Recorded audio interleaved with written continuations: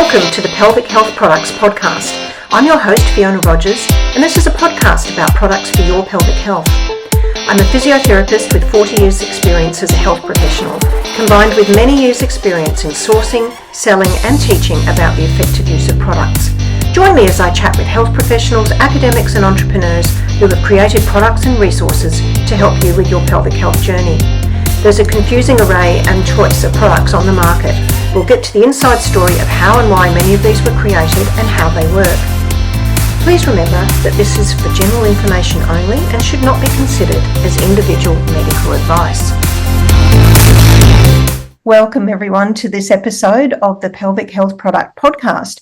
And my guest today is Lara Pack from Elixir, and she's based in Sydney, Australia, and has a wonderful range of very beautiful vibrators that we now have on our website. So I was really excited when Lara said that she would love to come on and have a chat, because I think this is one of the things that a lot of people don't really talk about, do they, Lara? And we just want to demystify what vibrators are, what we can use them for, and we'll take it from there. So if you'd just like to introduce yourself and give us a little bit of your background first. I would love to. Thank you so much, Fiona, and thank you for having me on here. So I'm Lara. I started Elixir, which is my own company. I manufacture vibrators for women.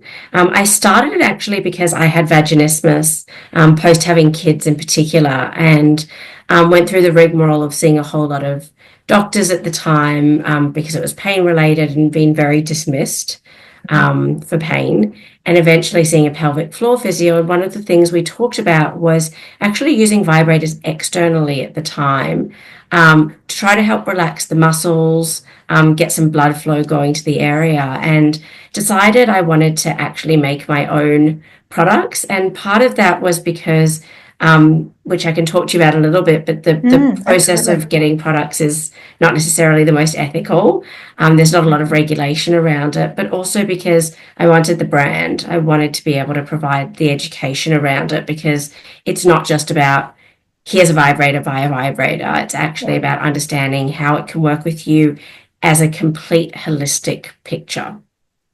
Which is why it fits perfectly with what we're doing here on the podcast, because we're trying to help women with all sorts of conditions, particularly pelvic pain, and probably look at them more from a clinical point of view, but bringing in that pleasure aspect as well. Because most people do know vibrators along the lines of for pleasure, which is fabulous, but a lot of people don't realise that beneficial side of them that we can most definitely use with, when we're treating pelvic pain and all the benefits that come with that. So we'll sort of chat a bit more about that. You've sort of led into that, what was the spark that led to it, but clearly that was a lived experience from your side. Yes, it really was.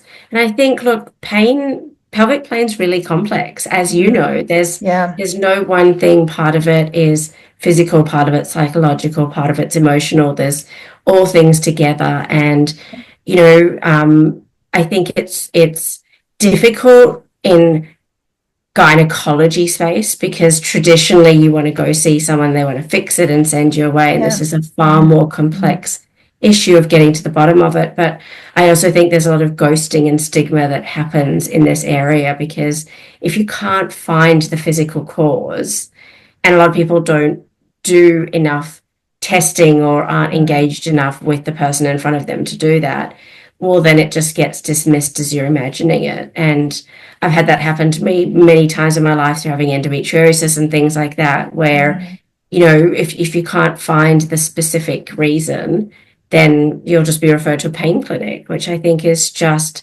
horrific. And unfortunately, particularly with something like vaginismus, vulvodynia, that ends up compounding the problem even more, because then there's shame on top of pain, which is not ideal. And a reluctance to talk about it as well. Absolutely. Yeah.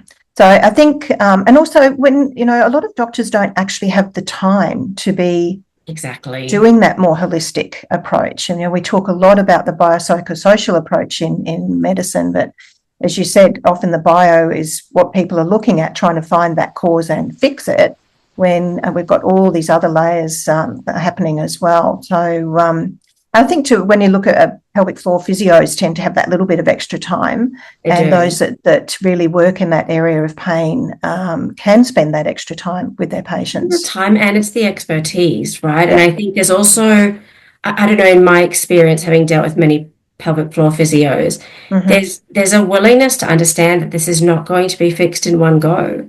And I think it's really important for people to understand that. That's actually one of the things I think really important even about vibrator. It's like, it's not a magic fix. There's no such thing. In fact, actually, when I was naming the company, the reason it's called Elixir Play is because Elixir is a magic potion or spell. And I remember going through that. I was like, I wish that there was something that would just fix this, but there wasn't. It's very much about, you have to do all. So you need to be seeing the pelvic floor physio, you need to be using the appropriate tools, you need to be potentially even seeing a psychologist if that's part of it to help undo some of what's happening there. So it's really all about those things coming together. And often bringing in sexual health counselling as well can be very beneficial. Yes. It's definitely a multidisciplinary team, and it's I think, we're looking at self-management over a long period of time. It's not that, as you say, not that straight trajectory. Often it's, improve, 2 steps forward, 1 step back, and it can depend on what's happening in that person's life at the time. Exactly. So what was the process to go through without giving away any trade secrets? No, that's okay. It's been a lot of process and a lot of failures along the way, which are amazing actually, because it's what taught me. So I think the first thing I did was I started the very first product I made. I wanted to make a heart-shaped vibrator that you could wear as a necklace that you could tuck into your underwear at the time and have it wearing out so that you felt a bit naughty without it being naughty, but all external. And so I drew it on a piece of paper, and I went on Alibaba at the time, and unfortunately or fortunately, a lot of the manufacturers are in China, which in my experience, I've had some amazing experience with my current manufacturer. I've had some terrible ones too, but found this person. They said they'd do a 3D print. I went over there and met them. I remember landing there and just getting on the train and going. I had no idea where I was going. Very trusting, clearly, at the time. Had spent a fair bit of money and then engaged my quality team, who I've got an independent quality team. And when they met this manufacturer, they were like, well, this isn't actually going to be possible through this manufacturer. So all this time and energy and money went down the drain. Found a different manufacturer with their help sourcing and put it to market. And I guess one of the things we learned along the way is that there's no regulation around pleasure products because they're considered novelty products. You'll notice on all of them, it's got a novelty use item, the majority of them. So I remember the quality team calling me and they said, so we've done this search. We can't seem to find any regulation. Are you sure you've given us the right details? And we started looking into it. And that was the first confronting part, was just realizing that here's all these people inserting these products into their bodies, using them in a very sensitive area with zero regulation. So we put some extra regulation around it. We wanted to make sure the products had medical grade or food grade, ideally medical grade silicone. But anyway, went through the process, launched that product, and I hadn't done the market research. It was just a random idea and it failed. And it was really good, to be honest, because I learned a lot. And as you probably understand, you think you've got this experience, I want something, I'll put it out there. But actually, that's not what everyone wants. And you've got to really understand the people that you're talking to. And so went back and did more market research, which led me to the new products. But, it's been a journey for sure. And learned a lot along the way. But I don't know, you've probably felt the same thing. When you make those big mistakes, you realize how important and what isn't important. And so I think what ends up happening is when you finally get it right, which I believe the formula I've got now for the products is right, it makes it so much more worthwhile because, you've done it before, you know all the problems. Whereas sometimes I think when you land on the best thing first, you take that for granted a little bit.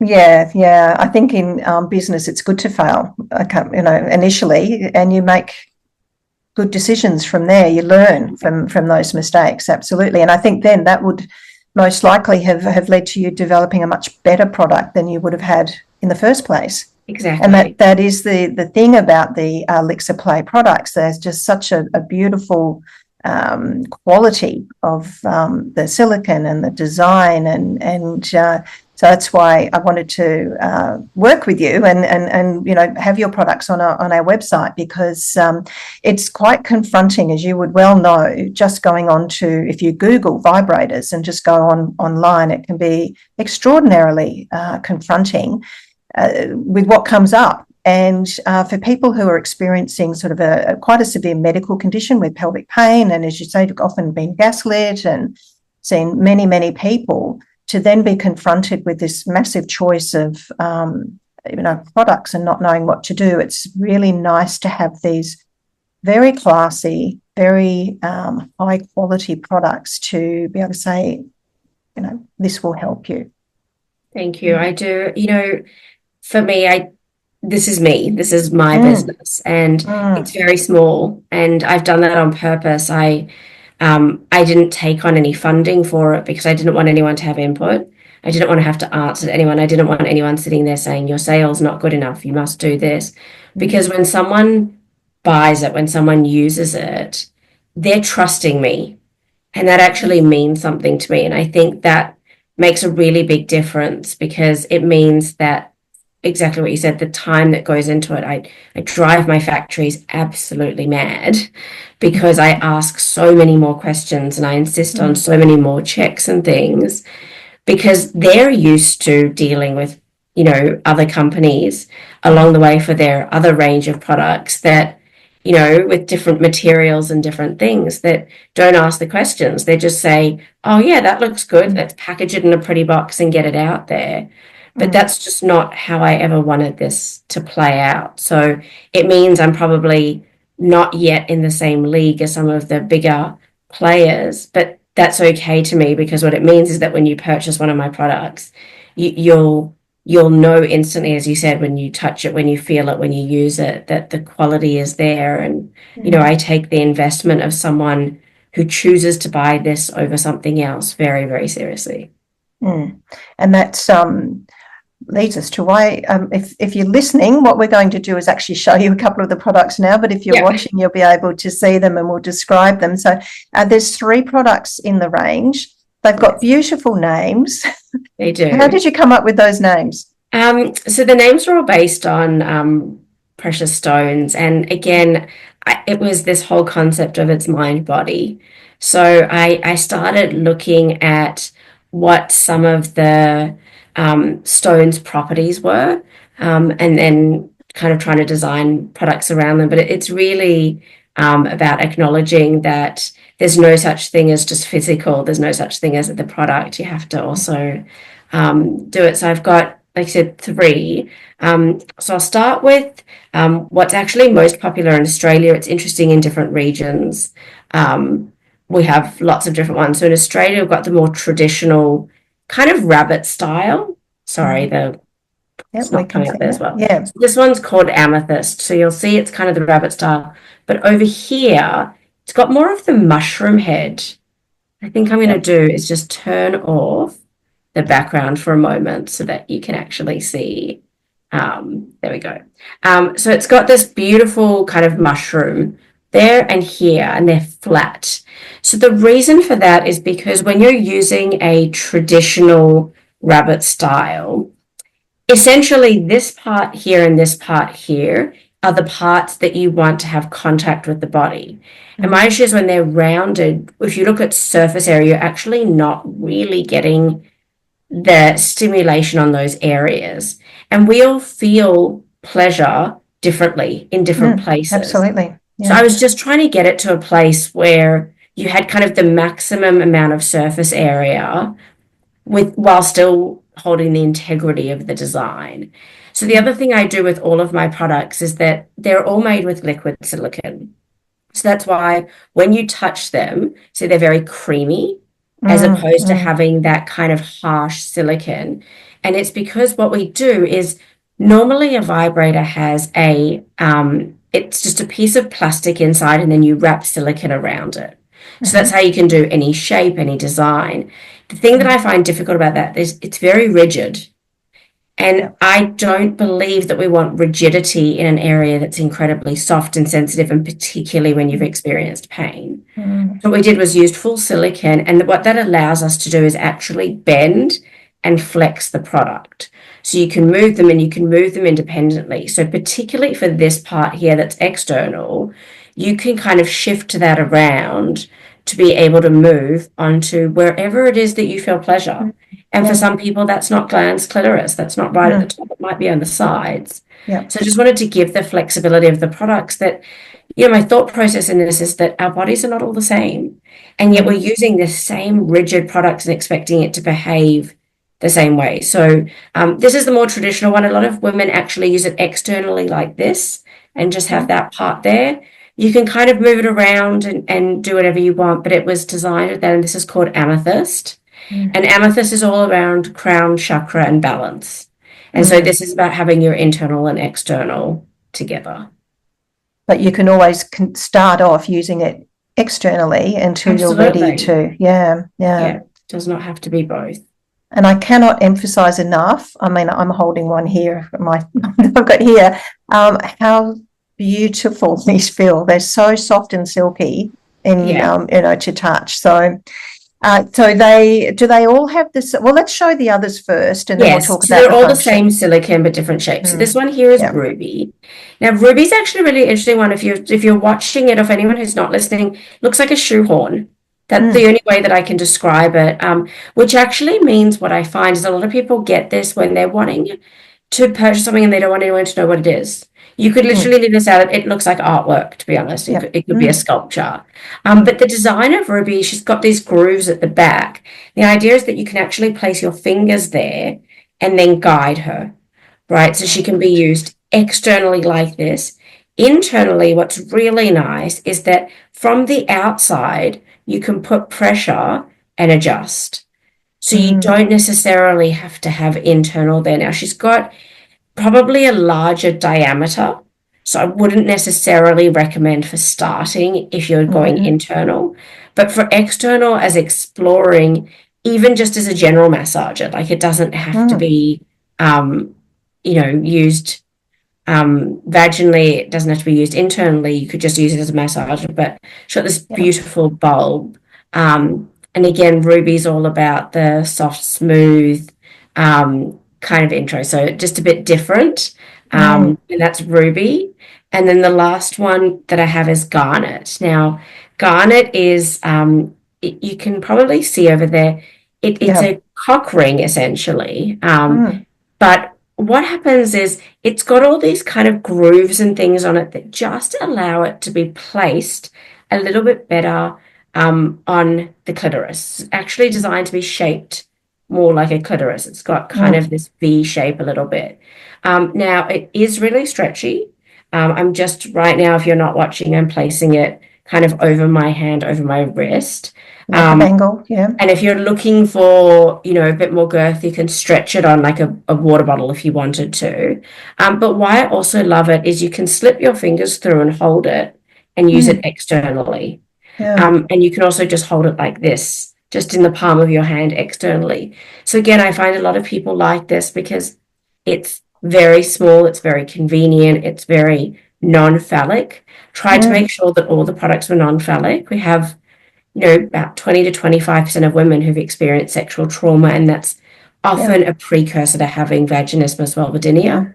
So what I wanted to do is make sure that what you're looking at has nothing to do with any kind of phallic looking product or device, so that you can start to change in your brain the way you're thinking about it, that this is not the same. It's actually quite different. And that sort of feeds into that psychosocial part of when we're talking about treating pelvic pain. Exactly. Apart from the fact that they're very beautiful to look at as well. Yeah. Well, I think that's really important as well, right? There's a lot about, it's that first impression too. So we try to make sure, that the packaging itself is beautiful, that, you enjoy the process of opening it up. There's some kind of wording around how you can use it, but the idea is really that you just take it out and see what feels good for you. Yeah, because I'd say that vibration can help with the increase in blood flow, which is what we're looking at with patients with pelvic pain, but also a lot of patients that I recommend these products to are the more mature lady who are going through perimenopause and menopause. Absolutely. And when we sort of get to that point of needing some probably estrogen added into, because we get very dry in the vagina, but just using a vibrator to either solo or with a partner can help improve that blood flow. And obviously it also improves lubrication. There's all those positive side effects of if you adding in some vibration. So if anybody who's listening has been a bit hesitant about adding a vibrator in, or a bit scared of the term vibrator, I would really encourage you to look at these products, because they have all those wonderful benefits, as well as being very high quality as well. Look, I think in any situation, if you think about it, when your muscles are tight, if you've got sore shoulders, you go get a massage, right? Yeah. And what they do, if you're actually looking at it, and why you go red afterwards, that they're trying to get the blood flow going. So they're really pushing into the areas that are affected to try to get the blood flow throwing through to be able to actually heal.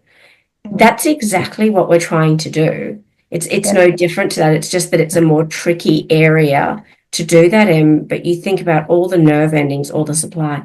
Sometimes, not always, but sometimes when you provide the vibration there, it gets that blood into the area again, which can help relieve some of the symptoms.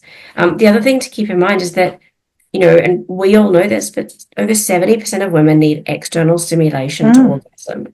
Now, the end goal is not always orgasm at all. I think that's something we have to move away from, because it sets us up to a false expectation for a lot of people. But that's why I say you can use it with your partner. So if you get one of the products and you're using it externally while you're having internal stimulation, well, you've got far more likelihood of enjoying the experience, not because there's something wrong with you, but because that's actually how our bodies are designed. It's just that traditional mainstream media and porn and all these things that have happened over the years have basically completely ignored this very, very relevant and high statistic of this external stimulation that's required. So, there's not something wrong with you if anyone's listening. That's actually just more people than not are going to need to have some form of external. Yeah.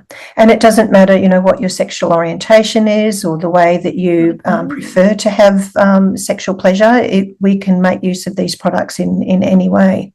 Yeah, absolutely. And just going back to the muscles, so part of that, obviously, with vaginismus is those muscles around the superficial muscles around the opening of the vagina are very protective.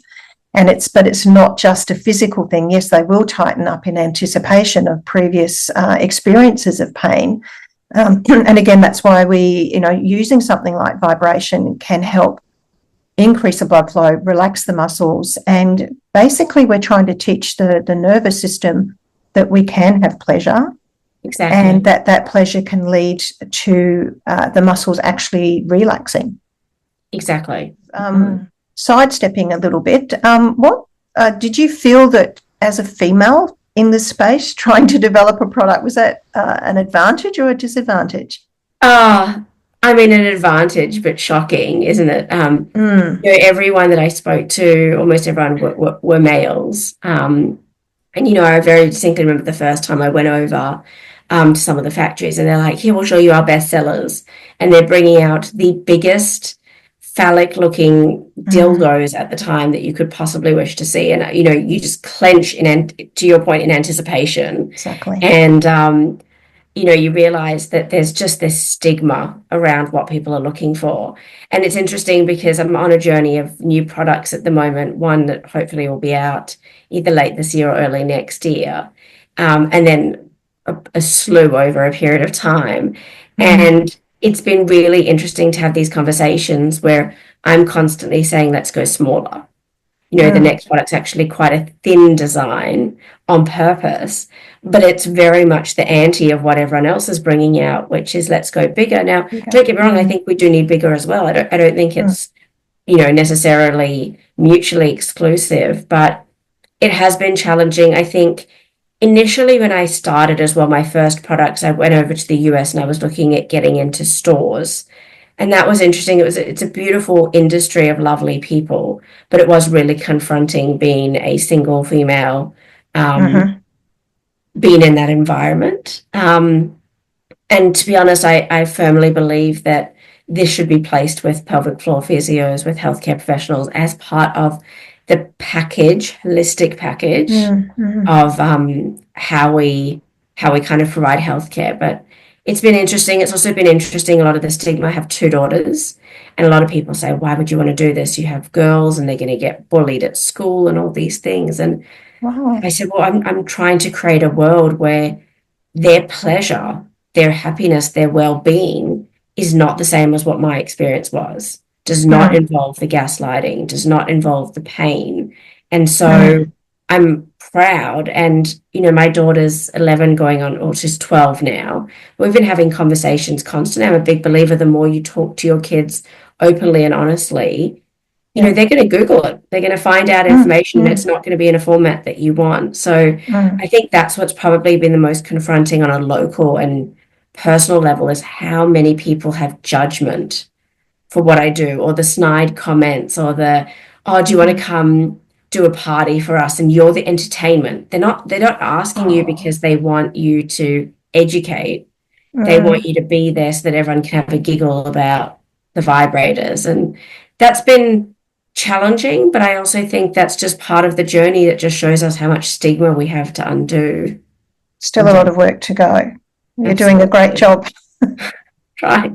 So do you. What you do is amazing. So, well, I don't get it to that extent, but I certainly can relate to those experiences for sure. So, we probably, I don't know if you'll be able to actually turn one on so people can hear or yes, not hear. I did want to do that because that was the other thing. I spent a lot of time making sure that they were quiet.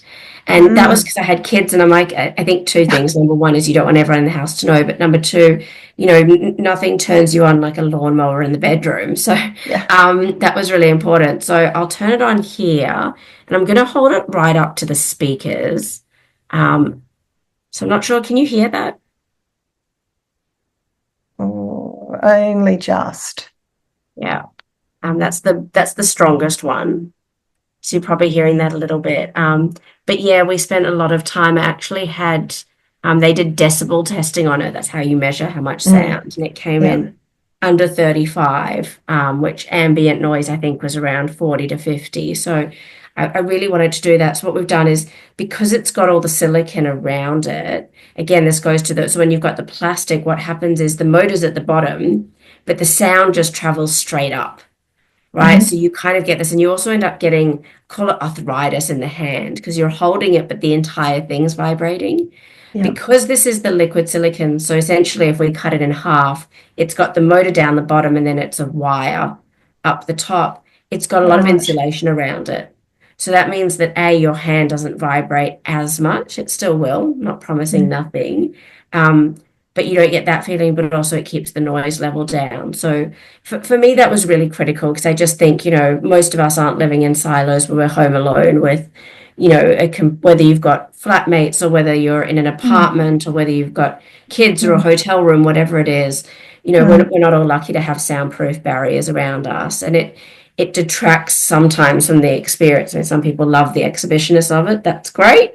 But for those of us that don't, it's kind of nice to be able to use it more subtly.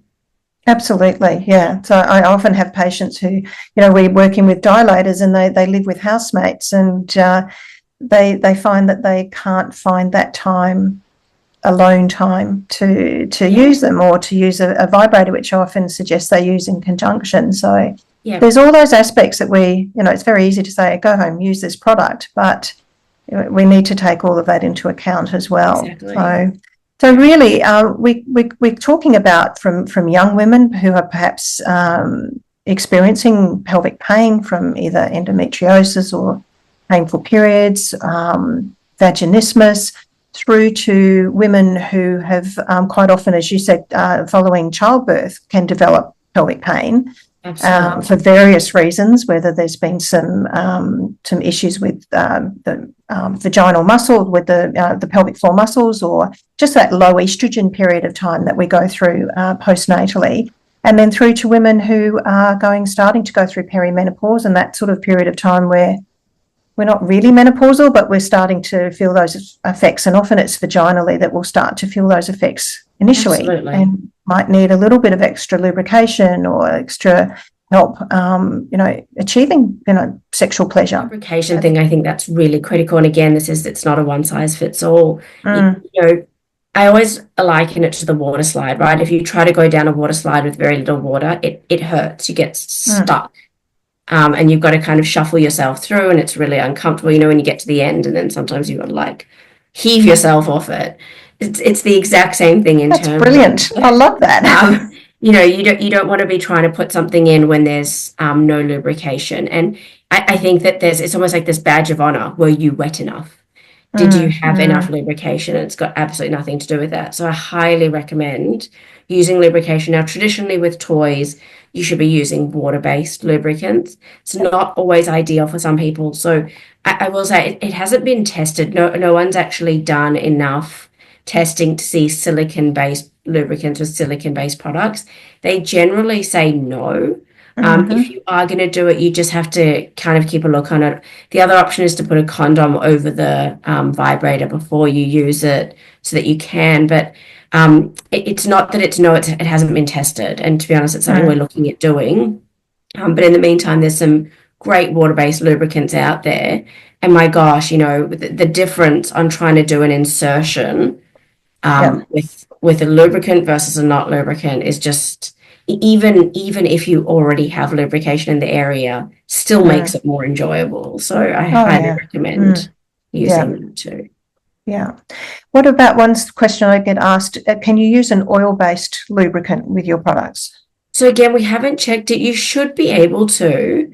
What I do is just put some maybe down the bottom, right? Like where almost the charger is, and just leave it there for a little while and then wipe it off and see what happens. It's probably easier. The material itself shouldn't degrade.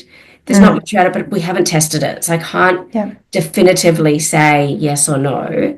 But if you want to try any specific lubricant, just try it in an area where it's probably not as important if there's a bit of degradation versus just putting it on the whole device and then, And then cleaning after use, warm soap and water? Yeah, so cleaning, you can literally just use some soap and water and then just dry it off. They all come with silk bags, which is good because then they're not, exposed to the elements and dust and things like that, because it's always smart to do it. Yeah. Little bag. Always good to do it after, but not before. So, I keep it there. The other thing I'd say with charging them, they're all lithium batteries. If anyone doesn't know, with lithium batteries, they like to be kept relatively charged. If you're not using it very often, what I say is the first of the month, just pop it on the charger, let it fully charge, and then take it off. And if you are using it often, just every couple of sessions, just pop it on the charger. To be honest, it's the part we forget more because, you don't necessarily want to leave it on the charger if you're someone that doesn't want people to know and then you've forgotten about it and someone walks in and sees it there. But, just find it doesn't take long. I think a full charge is about an hour and a half. But yeah, if you're not using it, it is really important to still charge it every once in a while, because otherwise the battery level will come down. And there's nothing more disappointing than thinking I'm going to use my vibrator and trying to turn it on and find out that the battery's flat. Battery's dead. Exactly. No, nothing worse than that. And you finally get there. I think you've sort of answered this really, but what is next for Lara and Elixir Play? Yeah, so new product coming out not too far away. Looking at lots of products in the future. It's just working out which ones first and that, and I'm keen for any feedback. I know, Fiona, we've spoken a lot about this. I really want to partner more with you, seeing people and what they need. So again, going to my original product failure, let's understand what people are looking for and see what we can create. So the new product, I actually just got a message this morning to say that it's finished production. So hopefully we'll get that in the not too distant future, which will be great. But we really, really just want to help women in whatever ways that looks like. So I'm going to continue going down the path of trying to figure out ways to find products that meet the different requirements, needs, looking at alternatives to some of the ways that we do things, adding in vibration to as many things as we do, because I think we often neglect that. But yeah, it should be fun and interesting. And at the end of the day, if we help some people along the way, then it's all worthwhile. So, and I think that's sort of where it's a bit niche for you, because they're, as I said, they're beautiful products, but they're very much aimed at, women who may be going through some pelvic pain issues, or just needing that confidence to use or include a vibrator in their self-management, basically, and then moving towards being able to have pleasure without pain. Exactly.